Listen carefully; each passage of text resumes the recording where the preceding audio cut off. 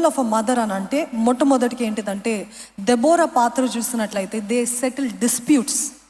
ప్రతి సమస్యల్ని, ప్రతి గొడవల్ని, మనస్పర్ధాల్ని పరిష్కరించేవారు. పరిష్కరించే స్వభావం ఉందా మీకు? లేకపోతే ఇంకా రేపే స్వభావం ఉందా?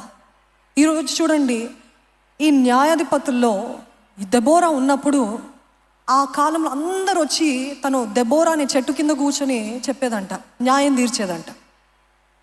ఇక్కడ వీళ్ళు అనుకుంటారు మనం కనానీలు ఎలాగా వెళ్ళగొట్టాలని ప్రయత్నిస్తుంటాం, కానీ ఒక్కటి మాత్రం ఇది జ్ఞాపకం చేసుకోండి, మీ ఇంట్లోనే, మీ దేశంలోనే శత్రువులు ఉన్నారంటే మనము బయట వారిని పోరాడలేము. నమ్మిన వారు ఉన్నారా? చేతులు ఊపుతారా? I need your response. Do you agree? మన ఇంట్లోనే శత్రువులు ఉన్నారంటే మనము బయట శత్రువుని పోరాడగలుగుతామో? పోరాడలేము. నీ భర్తనే నీకు శత్రువు అంటే నువ్వు పోరాడగలుగుతావా? నీ భార్యనే నీకు శత్రువు, నీ బిడ్డలే మీకు శత్రువులు అంటే మీరు ఇంకా లోకంలో ఏమైనా సాధించగలుగుతారా?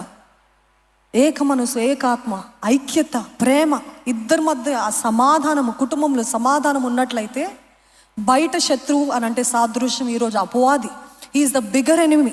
ఇక్కడ ఇశ్రాయేలీలు కూడా వారిలోనే భేదాలు, మనస్పర్ధాలు, ఆ మనస్పర్ధాలు తీర్చుకోకుండా, సరి చేసుకోకుండా బయట కనానీలు ఎలాగ పోరాడతారు? ఈరోజు మనం కూడా తెలుసుకోవాల్సింది ఏంటిదంటే, మొట్టమొదటిగా నేను ఇంట్లో మా అందరి మధ్యలో సమాధానం ఉండాలి.